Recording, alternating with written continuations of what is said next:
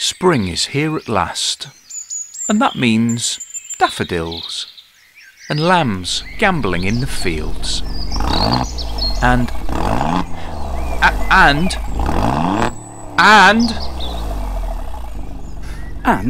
Alfa Romeo Giulia Quadrifoglios.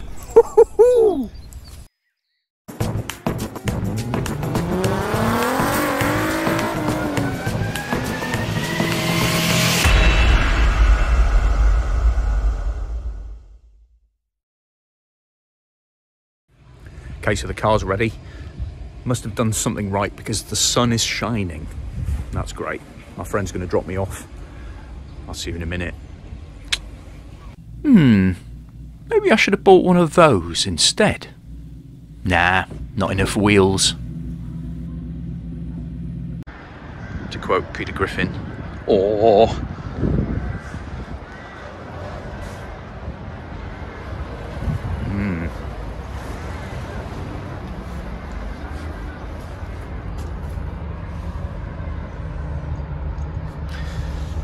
it's not a plug-in hybrid.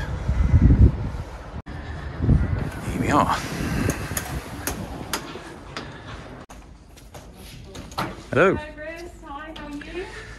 I'm very well. How are you? I'm very well. The big day is here. Yes, finally. Yes, I bet you're very excited. After months of waiting. Absolutely.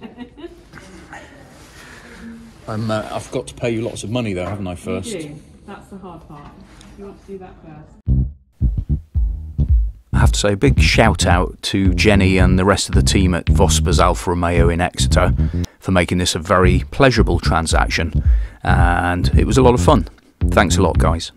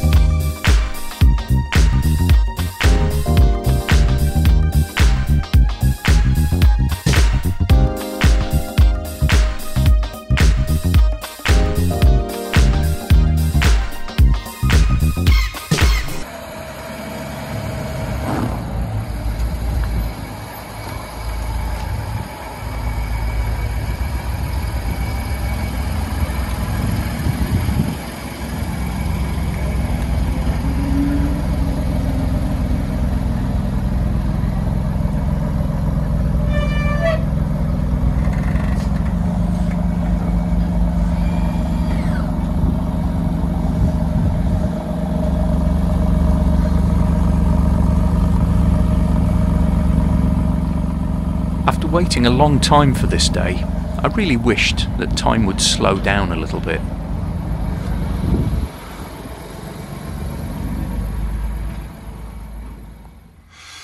Ooh. I'm in. Ooh.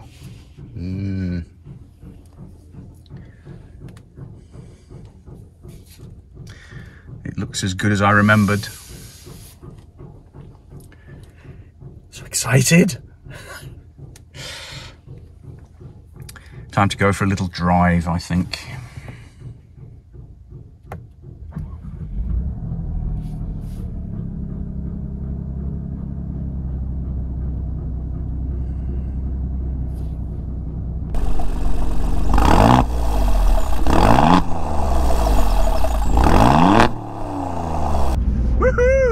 So, I can confirm that driving the Quadrifoglio makes you feel like Steve McQueen, and even a little bit like... Good afternoon, Mr. Wick. Anyway, back to the real world, and what I'll be using the quad for the most. Commuting. Ugh. Yeah, I know, it's very sad. My new Alfa Giulia Quadrifoglio 2022 model. Well, technically it's a 2021 spec, so I get red stitching and a few of the bits and pieces from the previous spec, but it's a 2022 car, which means that I get, I think it's about 80% of the previous options list are now included as standard, which is awesome. So I get heated steering wheel, heated power seats, I get the adaptive cruise control, I get the active lane assist, I get all the other electronic gubbins that keep an eye on you when you're in the car and make sure that you don't fall asleep. Not really a problem in this car, to be frank. Even when you're cruising, it's not really a car that you sort of kick back and relax and have a danger of nodding off in. So anyway, the day that I got it, it rolled out the showroom into some brilliant sunshine and blue skies, so that was amazing. So thank you to the gods of the weather for sorting that out for me. Yesterday, of course, when I had to commute to work in it for the first time, the heavens opened and it was classic Alfa Nut road testing weather. So there was water, mud, salt all flying around, and it was pretty grim. But today the sun's out again, so I thought I would get the camera up and do a little bit of filming on my way to work. I'm loving it, by the way. So far, everything is awesome. The one fly in the ointment, which it's been said before with the facelift or update version of this car, which is that the glass is thicker, and I think it's now about 2.2 millimeters, which is about 0.5 mil thicker than the previous model. And the interior is actually pretty quiet, which is great for a daily, and I'm not complaining, but I'd like to be able to hear the exhaust more, and the exhaust is pretty quiet. Unless you've got it in race mode and you're nailing the throttle, the exhaust is very, very quiet, and so that's going to have to be addressed. I'm not planning to modify this car, at least not yet. I'm just going to enjoy it because it's very well rounded and it does a fantastic job as standard. However, a bit more noise, please. If you've watched any of my videos and you've seen my fussiness about exhaust notes, maybe it's because I've been a musician all my life and sound is quite important to me. But the sound of a great engine is, you know, one of the top 2 most important things to me when I'm driving it. This car, as somebody once commented in a previous video, has got a ridiculously charismatic engine, and when you're pressing on in it and you know, you've got quick up changes and the engine's revving up high, it does sound amazing. So I'd like to hear a bit more of that in daily driving. My plan, after looking at the options, is not to start dismantling the boot to fit a valve controller that hacks into the car's wiring. I don't like the idea of having a little remote control rattling around in the cubby holes. So my plan is to go for a Squadra dongle, which is a box which plugs into basically the diagnostic port on the car, which is under the driver's side dash here, and that utilizes the trigger on the gear shift to switch the valve from open to closed and vice versa. And the other advantages of that are that obviously you can just unplug it and it's instantly disabled, and you know, you don't have to dismantle a car and start splicing stuff into the wiring loom. Anyway, I better get off. I'm going to be late for work already. The seat's moving me forward, that's nice. Comfort entry, I believe that's called. It might get annoying, I might have to switch it off. Here we go. So you probably didn't even hear that. The engine started. It usually starts in natural mode. You can't start it, you can't leave it in race mode or dynamic. It always defaults to natural when you start the car. But if I wind down the window and rev the engine a little, you're probably not even going to be able to hear it.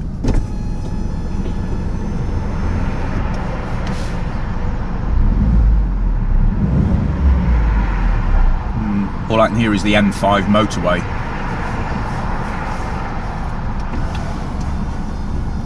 Okay.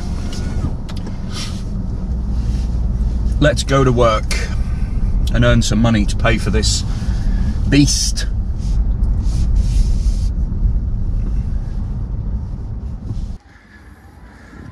I think it's quite telling that I've owned the BMW for almost 4 years, and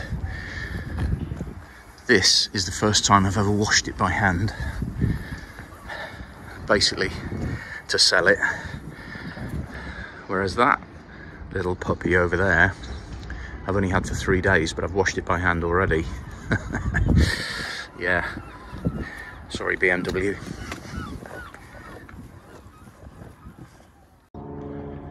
Okay, 3 times.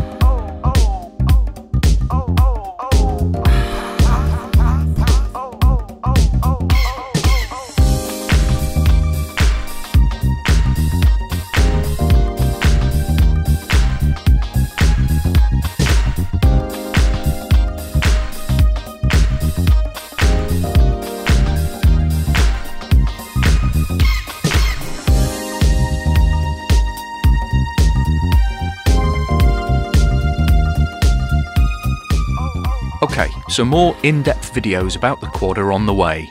And meanwhile, please subscribe and hit the bell icon to be notified about any new content.